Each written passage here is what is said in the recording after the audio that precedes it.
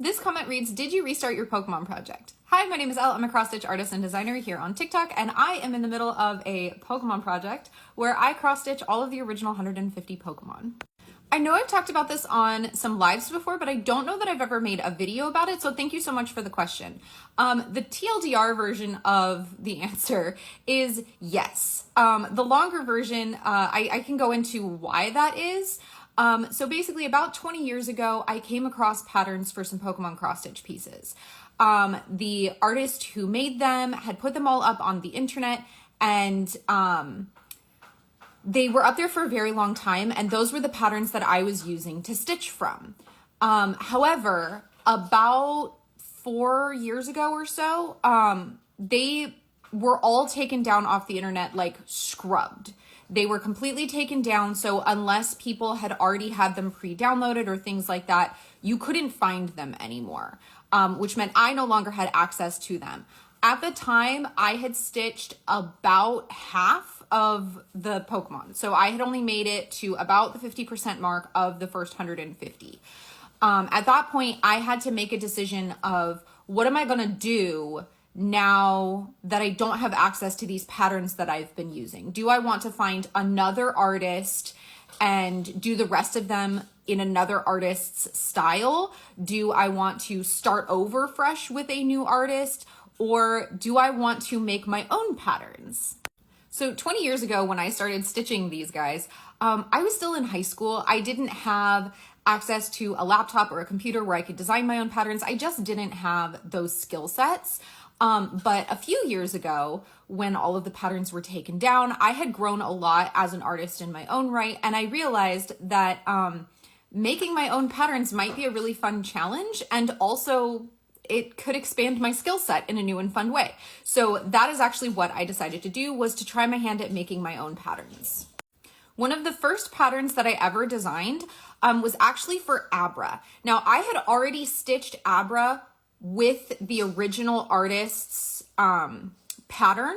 And so then I decided to make it fresh on my own without referencing their pattern at all. The only thing I used for reference was the sprites from the game, because that is something that I wanted to do. Was I wanted to try and make the patterns look as close to the original sprites as possible.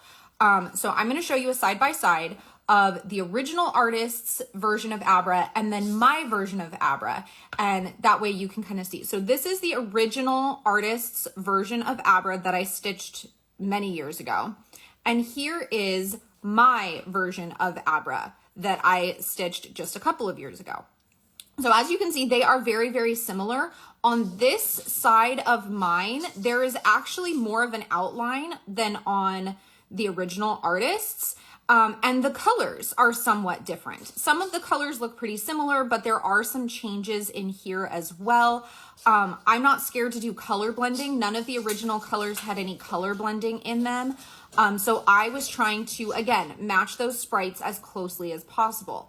So once I saw that there was some differences between what I was doing and what the original artist's designs were, plus I had such a fun time making my own patterns, I actually decided that if I was gonna follow this project through and stitch all of the original 150, I was actually gonna be a lot happier if I had made all of the patterns myself, stitched them all myself, like done everything myself hands-on from start to finish.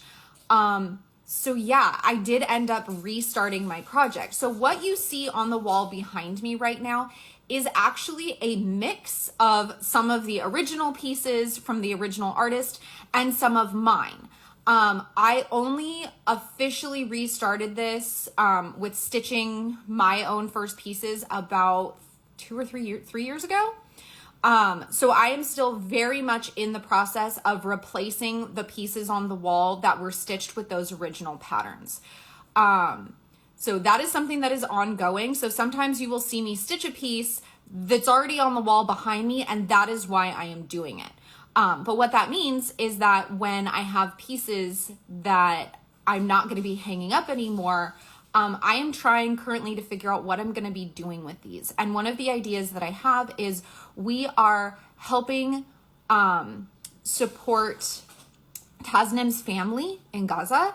And one of the things that I had as an idea was to do an auction fundraiser and auction off some of my older pieces that were made with those original patterns.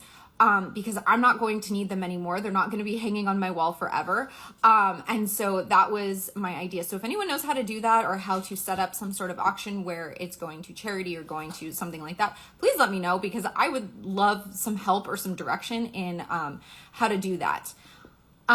Anyway, so a little bit of a long-winded answer, but like I said, I started with the TLDR. But yeah, so yes, I have restarted my project. I restarted it a few years ago. I have stitched, I think about 25 or so pieces since then. And I've also expanded a little bit on what I'm going to be stitching. So I am going to be stitching all of the original 150. And then I also am throwing in a few extra ones as well. I'm going to be stitching the rest of the Evolution line. I'm not going to keep it at just the original ones. And then I also tacked on a couple of my personal favorites like Shaman and Oshawott, Togepi.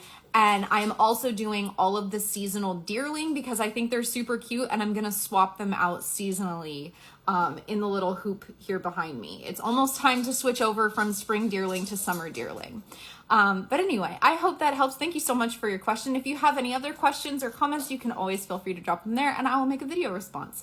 Anyway, thank you so much for hanging out and happy stitching.